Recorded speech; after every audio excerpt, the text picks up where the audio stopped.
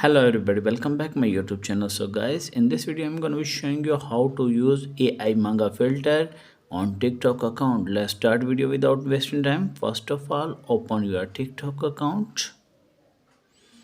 Just simply you have select plus icon, and after that you tap select this icon and select your AI manga filter. You as can see, tap on this and select your picture.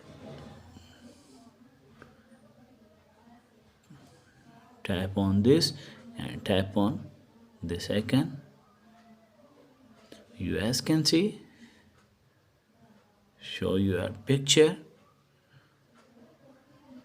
and tap on this plus icon,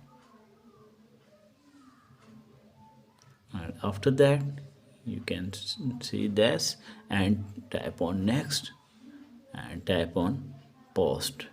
If the video is helpful, then like and subscribe my channel. Thanks for watching.